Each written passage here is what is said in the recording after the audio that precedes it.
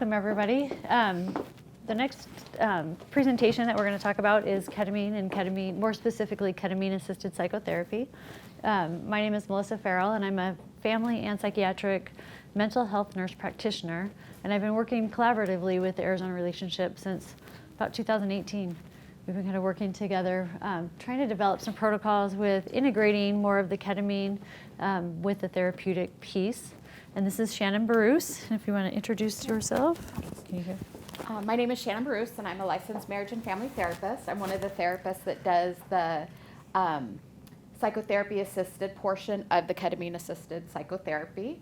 And so Melissa is going to talk about the medicine and what the medicine does, and then I will talk about the psychotherapy part and kind of give you an overview of what that looks like.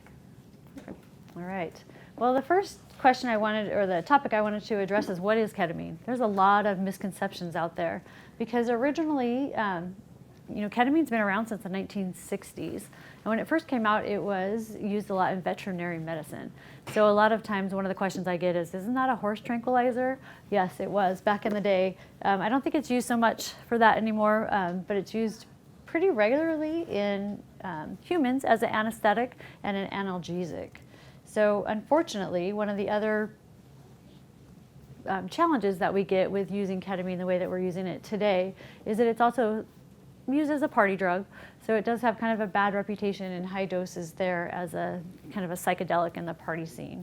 So what we want to do, though, is kind of change the perception of how this medication's used and kind of show you how it's benefiting those with post-traumatic stress disorder, treatment-resistant depression, and anxiety. And there's a lot more indications coming out now, and that's one of the things that we're looking at is how do we use that in couples therapy, and what benefits does it have in those realms. So ketamine has been FDA approved for analgesia, which is pain relief, and anesthesia since the 1970s. And it's used a lot in emergency medicine. A lot of paramedics, firefighter teams will have ketamine in their emergency kits. The military uses it quite a bit, and that's actually how they discovered it to be used for depression and PTSD. And also in hospitals. So if you've ever had surgery and you've had general anesthesia, you've probably had a dose of ketamine. Just a lot of us are already under propofol and kind of out, so we don't realize that we've actually had that as part of the anesthesia cocktail that we get when we have surgery. So low-dose ketamine has been used off-label as a treatment for depression since about 2010. And then 2019, Spravato, which is actually S-ketamine, so it's similar to ketamine, was FDA approved for post-traumatic stress disorder and treatment-resistant depression. It is a nasal spray, and that is not used for pain or in any kind of anesthesia. It's just used for the depression and PTSD and mental health disorders. So ketamine can be given in a couple of different ways. My preference is to do it intravenously, so we start an IV. We run it on an infusion pump. That way we can control the dose, we can control the rate. If you're dissociating too much, we can slow it down. If you're not dissociating enough, we can add to it. If you're having any kind of side effects with blood pressure or anxiety, there's some things that we can do to kind of make it a better experience for you. You can also give ketamine via an intramuscular injection, so kind of an injection in your hip. I don't love that because once we give it, we give it. We can't back it up, we can't slow the rate, we can't change what we're doing. So that's not my favorite route, although sometimes it is an acceptable route if that's kind of what we have to work with. You can also take it nasally like the Spravato, or you can take it through dissolving a troche or a lozenge, which is almost like a cough drop that you would dissolve in your mouth. The problem with the other routes of administration is the bioavailability. So what you're going to absorb isn't going to be as much. Kind of the benefits aren't as strong as when we can give it right into your cells through an IV in your bloodstream. So how does ketamine work? That's where we're going to kind of talk about this slide a little bit, so you kind of have a little reference point. Ketamine works by blocking the N-methyl D-aspartate, which is NMDA receptor. So most of the time you'll hear it talked about as a NMDA receptor, which is key in your brain's response to stress, and also that depressive, kind of what contributes to depression. And it causes a temporary reset of the receptors So by doing so, by resetting these receptors, it helps reduce the symptoms of post-traumatic stress disorder, depression, and anxiety. And also, in some cases, it can reduce the severity of flashbacks and nightmares. So a lot of times we talk about ketamine being neurogenesis. And what that means is, genesis means new. So it's developing new neurons in the brain, and also synaptogenesis, so those synapses that fire in your brain. So one of the things that it does is ketamine leads to an increase in BDNF. You'll see that up on the slide, it's brain-derived neurotrophic factor, or neurotrophic factor. So that's kind of what repairs the brain. So as we have an increase in that, it's rebuilding new neurons in a healthy way and kind of resetting some of that kind of negative memory and negative outcomes that lead us to have a lot of PTSD and a lot of depression and anxiety. So it also, this area in the brain that is being redeveloped also is associated with learning and memory. So that's where it has a lot to do with kind of that flashback PTSD improvement. So the other thing that it does is it affects the glycogen synthase kinase. So easier said as GSK3. This pathway is highly associated with mood disorders and plays a major role in things like oxidative stress, neurogenesis, and inflammation.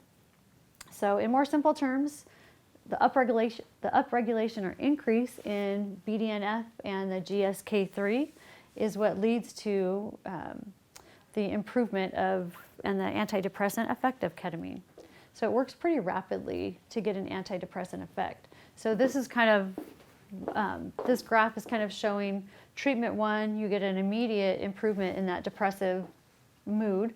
And then as it kind of wears off, because we're building those neurons, you get a little bit of a kind of return to baseline. You do another treatment, you get even more antidepressant effect. And you kind of do this kind of cyclical pattern kind of as you go through these initial treatments until you kind of get enough of those neurons that have been repaired, things are starting to fire in the right way, and then you kind of stop dipping down low and you just kind of see improvement as time goes on, which is, that's what we want. We want you to be able to not need the medication as much and still get that improved mood and less depression and less PTSD. So one of the other questions I get quite frequently is ketamine safe? And it is safe. However, there are some risks. It's a powerful medication and it can have some pretty good side effects. And so one of the side effects are hallucinations, and one of the side effects that we want is a dissociative effect. And it even can cause some addiction. So it is safe to use in an office setting because it has less respiratory depression than things like morphine or Demerol. Those a lot of times can slow the breathing down, and we don't have that same effect with ketamine. So it's really easy for us to use it in an office setting. So to make sure that our clients are receiving ketamine in a safe manner, there's a couple of things that we do. Once you've met with the therapist here and it's kind of the decisions made that this might be a good adjunctive therapy to what you're already doing, then the patient or the client's referred to me where we do a psychiatric evaluation. We do a deep dive into your mental health history, your physical history, just your medical, what medications are you on, what psychotropic medications have you tried and kind of failed? You know, have you tried a whole realm of SSRIs and SNRIs and different antidepressants and they just didn't work? So we kind of look at your history as far as that goes, and we look to see if there's any underlying bipolar disorder or schizophrenia, because we want to know that before we use ketamine to kind of help in your treatment. So we also look at a substance use history. That doesn't necessarily exclude you from getting ketamine, but sometimes we need to do some dose adjustments. If you've used a lot of psychedelics in the past or used a lot of opioids, sometimes we need to adjust the dose with that. So we rarely need to do lab work. Sometimes if there's something that is a red flag in your history, some liver disease, kidney disease, sometimes we'll run some lab work just to make sure that this is a safe method or a safe treatment program for you. So the things that are bigger exclusions are if you're pregnant or nursing, usually we like to avoid ketamine. There has been some studies in the literature where you have to weigh the risks versus the benefits. if somebody's actively suicidal, ketamine may be a bigger benefit than a risk to an unborn fetus. So we'll look at some of that. Also, those with a history of traumatic brain injury or brain disorder, a seizure disorder, an extensive cardiac history, or schizophrenia. Schizophrenia is probably the biggest exclusionary piece, just because we are inducing a dissociative effect. And if you're already kind of struggling with some schizophrenia and having some kind of altered reality that goes along with that disease, we don't want to make that worse. So we look at that. As far as bipolar disorder goes, that is not a 100% exclusion either, but we really, if you're in the manic state and you're kind of having that rapid cycling, your brain's going a million miles an hour, we don't want to give you ketamine because it could kind of induce that mania even more. So if you do have bipolar depression, you're in that depressive state, we really watch you closely, but that is something that we can look at doing. So it's pretty crucial that ketamine is used only under close supervision of medical professionals.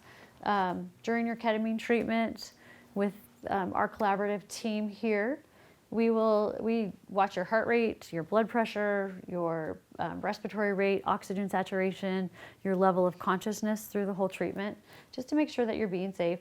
And it's monitored by either myself or another nurse practitioner or a registered nurse.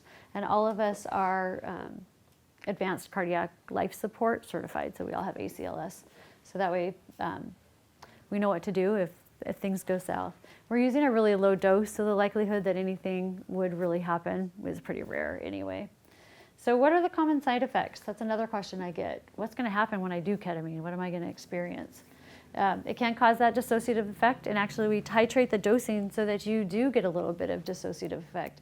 And what we mean by that, it's described lots of different ways. A lot of people describe it as kind of an out-of-body experience. Some people describe it as they see a lot of bright colors kind of flashing. They're not really sure when they talk, did they really say it or do they just think that they say it? So they kind of get a little, kind of out of sorts a little bit, but in a good way, like a euphoric way, rather than, we don't want it to be an anxiety-producing experience. So we really monitor that and kind of talk the clients through that. So the most common side effect is a raise in your blood pressure and a raise in your heart rate. That's why we're watching that really closely. If that is to happen, there's some other medications that we can give you that help lower that blood pressure and lower that heart rate. Or if you get a little nauseated because things are kind of, bright lights are kind of swirling, there's some things that we can give you for that. Very rarely someone might experience some shortness of breath where we have some oxygen that we can give you, but that doesn't really happen too much here. In fact, I've been doing this since 2019 and have never given oxygen to anybody, if that makes you feel better. So another one of the piece that in the screening process that we talk about is ketamine, for whatever the reason, can be a little bit rough on the bladder. So people that have interstitial cystitis, it can make that a little bit worse. So we have some, bladder protocol things that we can talk about, and that's just one of the things that we screen for. A lot of people, as soon as the treatment's over, are like, I gotta go to the bathroom, because it just can be a little bit irritating to the bladder. But usually not long term. Usually once you can get that to flush out, you do a little bit better. So let's see. So what are the benefits? So our goal in doing ketamine is that we want it to be a pleasant experience. We want that dissociation to be almost like you're like, yeah, this is awesome. Gives you out of that reality for a few minutes, gives you a little break if you're kind of stuck in that depressed mood. And we want it to be a good experience. A lot of people say they feel like they're flying or floating. So we want that to be, something peaceful for you. And the overarching goal is we want to rapidly decrease depressed mood. So we want that initial benefit after each treatment where your mood really goes up. It does a really good job of getting rid of those, not everybody is actively suicidal with a plan, but sometimes you just kind of think, is the world going to be better off without me? No one will really care if something, if I were to get in a car accident and die. So we see that quite a bit, and I feel like ketamine is really good about helping kind of shut down some of those ruminating thoughts that the world will be better off without us. That's one of the biggest benefits that I've seen. It kind of changes that mind frame. And we also talk, especially in the therapeutic side, about taking that fear center offline. So a lot of people in therapy still, the reason you're in therapy is because you might have some challenges with kind of discussing your feelings and discussing how you feel. And a lot of that is just over time we've kind of built up some barriers just kind of as a self-protective mechanism. The ketamine, I wouldn't say it's a truth serum. It's not that good, but it does kind of take that fear center offline a little bit. It kind of opens up your heart is what a lot of people say. So where if you've been really protective and really cautious with sharing your feelings, sometimes the ketamine will kind of allow that barrier to come down a little bit. So especially in couples therapy, I know the therapists have talked about people seem a little bit more open, a little bit more ready to kind of share what's really in their heart. So we're kind of looking at the more we do this more with couples therapy, kind of looking at how else can this ketamine benefit people that aren't necessarily so treatment-resistant depression or having post-traumatic stress disorder, but just need a little bit of help in that therapeutic realm. So the treatments, how many do you need and how long do they last? So that's the next question that I get asked a lot. So the current recommendation, the way we're using it is considered off-label, so there is no published guidelines that this is the way that you should do it. So it's really individualized, but because people have been doing this for many years, kind of the current recommendation is 6 treatments over 2 to 3 weeks, kind of every other day or twice a week. That seems to get that level of BDNF up high enough that it continues with that antidepressant effect. And then most people need a little booster or a little maintenance about every 4 to 6 weeks for the first, year or so. And then after that, it's kind of individualized. Some people kind of are able to kind of stay up. They've, through that year of therapy have really incorporated a lot of tools that kind of really have helped with their mood and whatever, the target goal is. I have a couple of patients that I've been doing this on since 2019. A couple times a year they'll call me and just say, hey, I need a little pick-me-up. I can feel I'm kind of trending down a little bit. So we do a maintenance infusion and then they're good. I don't hear from them for 6 or 9 months. So that's kind of the long-term, I think, benefit of it is that over time you're not needing, the goal is so you're not needing like an antidepressant every single day, that you're not, every couple of days needing a treatment, that it can definitely be spread out over time. And then one of the things that I like people to remember is this is an adjunctive treatment, which means it's in addition to what you're already doing. So if you're already getting therapy, we want you to keep doing therapy. If you're already on an antidepressant, at least in the immediate short term, we want you to stay on the medications that you're already taking. If there's something that is contraindicated or something that we feel like isn't benefiting you, that's something that we talk about in the initial evaluation, but we want you to keep doing what you're doing. Then over time, if we feel like the ketamine and the therapy have really helped kind of improve that mood over time, then we can talk about kind of discontinuing some of those. So any questions with the medication side of things before we kind of move into kind of how we're incorporating that with therapy? Does insurance pay for it? So insurance will pay for Spravato because it's FDA approved. So there's a whole prior authorization process, which I don't do. You have to do they call it a REM certification. It's risk evaluation and management. But just because I'm not contracted with TRICARE or the military, that's where we see the biggest use of it. That I think the infusions work better, and so I kind of would like to stick with that route. So we don't bill insurance. That's why we don't bill insurance for it, because the way that we're using it is considered off-label, so insurance won't pay for it, which is a bummer.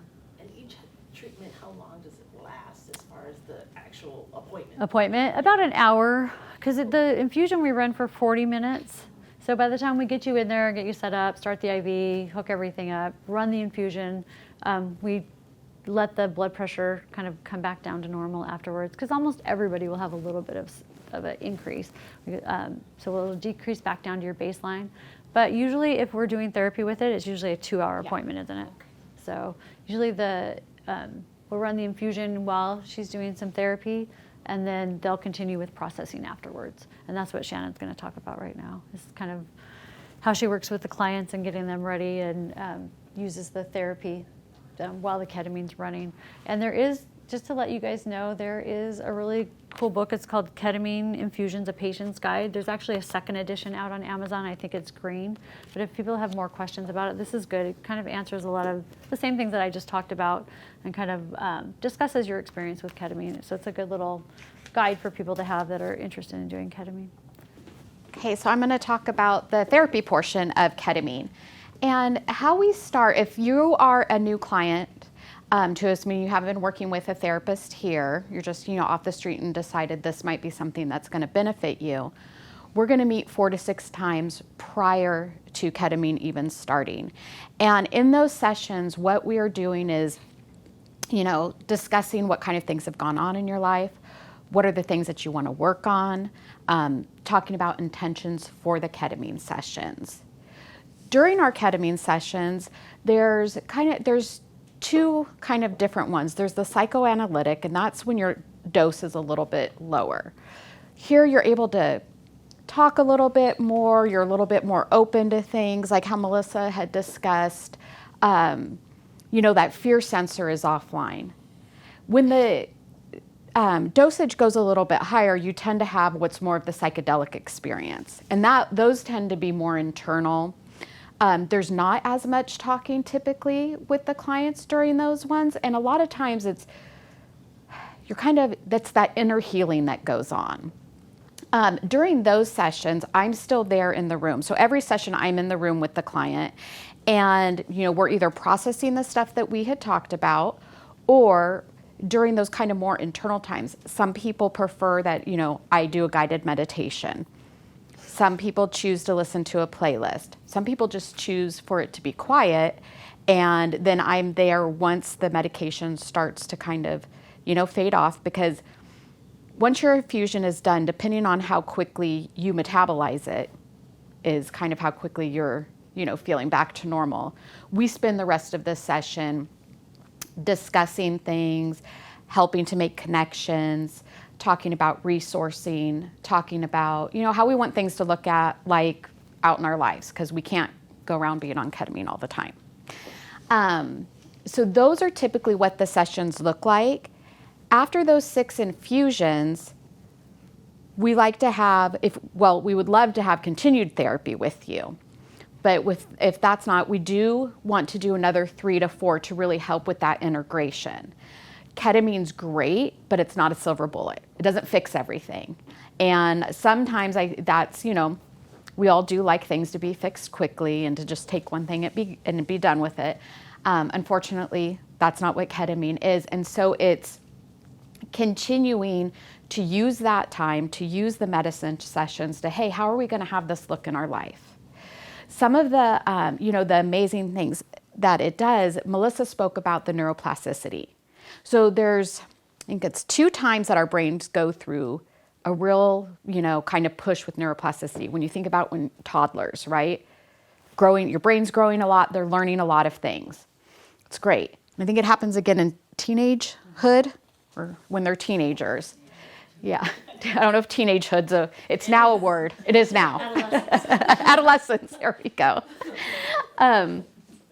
Again, right? So we're having all these connections made, but we only have so many resources, and there's usually a lot of other people that are driving those resources, right? Because we're still minors, we're still at home, so all of that's going on. Well, when we, infuse ketamine and it's helping with that neuroplasticity again, it's allowing for all of these new connections to be able to be made. The great thing is when you're in therapy is you can start to develop how those are going to be made and have those positive connections made. Kind of how I had this explained to me, which I think was, it was a great way, is if you pictured your brain, as a mountain and a thought as a sled. And every time you have a thought, it goes to another thought, right? After a while, what groove gets really in that brain. So it's like if I think, if I fail a test, I'm a bad person, right? I go through years of that. It's really hard to correct that. Well, what ketamine does is it kind of helps put a new layer of snow on there. So now I can help make the thought different, right? I don't do great at something. That doesn't mean I'm a bad person. Maybe my next thought is I need to try something new, right? I'm not a failure. I just need to try it in a different way. That's one of the best things about ketamine, is it really helps us form new thoughts, how we want things to look. It does help with anxiety. So kind of that, I'm able to take that beat. I'm able to take that breath and respond to this as opposed to react. That helps in all our relationships. It does help a lot with our couples relationships. If when my spouse does something and I tend to react. Oh, wait, it's giving me that minute to stop. How do I want to respond to this? What can this mean? And then move from there. So that's typically what our ketamine sessions look like. So if anybody has any questions regarding the medical side, I'll stand close to Melissa so she can answer. Or the therapeutic side, please feel free to ask. Have you found that after ketamine that some people have been able to get off of their Oh yeah. long-term? Mhm. Oh yeah, definitely, definitely. Yeah. In the back. How is ketamine incorporated into couples sessions? So with couples, the couple sessions would take place after ketamine infusion. And when I say, I don't mean directly after. But with the couple going through ketamine, they're learning new skills. They're able to kind of soften and then continue with couples therapy. Yeah. No, we haven't done it with a couple both hooked up at the same time in the room yet. With another provider, though, in the past, when we first started doing ketamine, we would do it with couples in there where she was teaching the one partner kind of that tool. So like the partner would sit at the client's head. So the person would be receiving ketamine and their spouse or their partner would be kind of just there as a support, either holding their hand, having their head in their lap, or they were kind of, massaging their head a little bit if they wanted, whatever kind of physical touch that they liked, so that they could kind of learn to integrate some of those tools to learn to help each other as a couple. Mm-hmm. And so sometimes it would be, one partner's turn to get the ketamine while the other one would be supportive. And then on other sessions, they would kind of flip roles. And so that was really interesting to kind of watch that integration together as she taught them how to be supportive to each other and kind of their journey of improving their mental health. So you can do it together. We haven't really incorporated that yet, and kind of what we've been doing, but I have done that with other providers in the past. Yeah, I was going to say with that, but still only one person was hooked up to ketamine at a time. Yeah, you probably wouldn't be very much benefit to each other. And then it would be too challenging, who do you talk to, who's needing the most resource. So it's better if one's in a supportive role and the other one's actually getting a treatment at a time. Yeah. I was going to say, and having another support in the room is always open to the client. Usually they choose to just have the therapist and the, medical staff. But if they're, want their mom, want their spouse, whoever, their friend, that's always an option. And that's something we talk about in that pre-work that we do. Yes? What would the process look like in terms of things that you've already tried, before you would recommend ketamine therapy to somebody? So when it can be very kind of person specific. So when I'm first, if I get a consult, we talk about what things have you done. Some people have tried a bunch of different medications. Some people have tried a bunch of different therapies because going on medication wasn't something that they wanted to do. So it's really, kind of client specific. It's not something where it's like, oh, I'm feeling depressed, I want to come in and do this. This is for people who have kind of had that long-standing depression. Who do I call? Who do I talk to?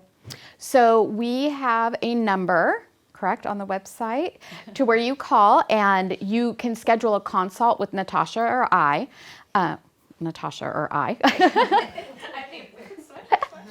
We do the consults, and if we feel like, hey, this is a good candidate, then we have them meet with Melissa. Melissa clears, the psychiatric and medical side, and then we start with the pre-ketamine work, and then schedule the infusions, and the pre-ketamine work. That's kind of, we say 4 to 6 sessions. That's, up to, some people need more.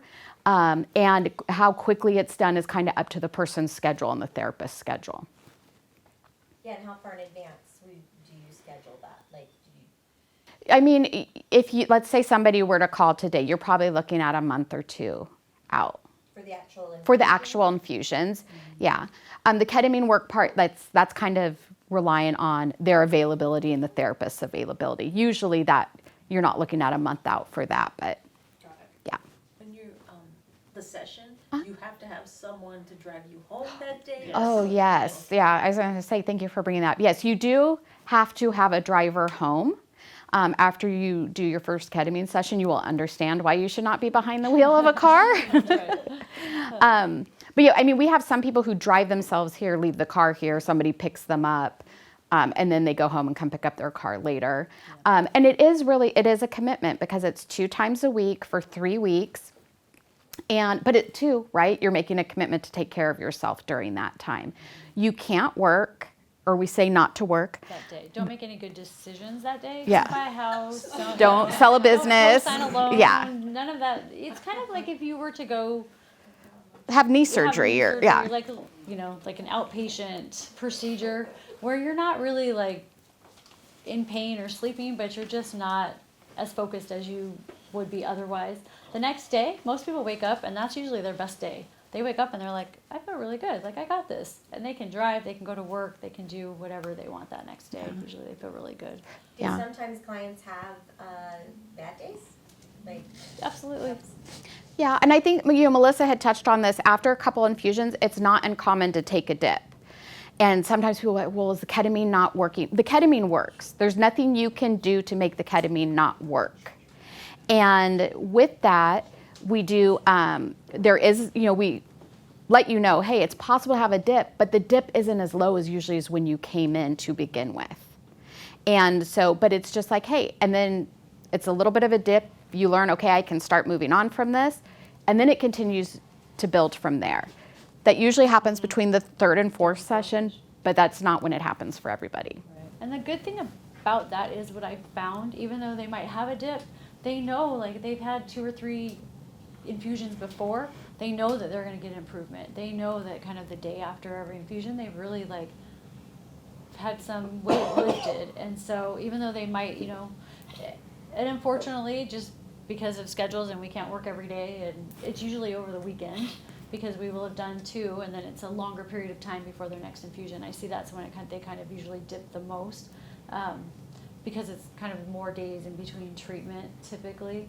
But I feel like even though they know that they dip and they might have had a rough weekend or a rough couple of days, they know that they're going to get relief with that next infusion.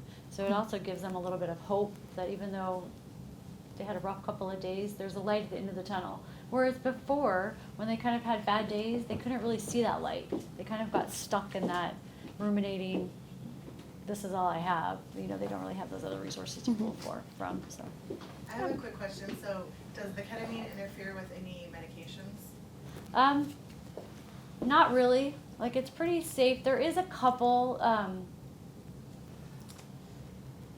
just a case by case basis? yeah, it is really case by case. It depends on what you're on it for. Like, seizure disorder is one of those questionable ones. If you had a seizure 20 years ago and you've been stabilized on medication the whole time, we're probably not going to tell you to stop taking your medication, and you're probably not going to be excluded from having ketamine. If you were just started on a new anti-seizure medicine a couple of weeks ago, we're probably not going to do ketamine right then. So it is very, very specific. There is benzodiazepines,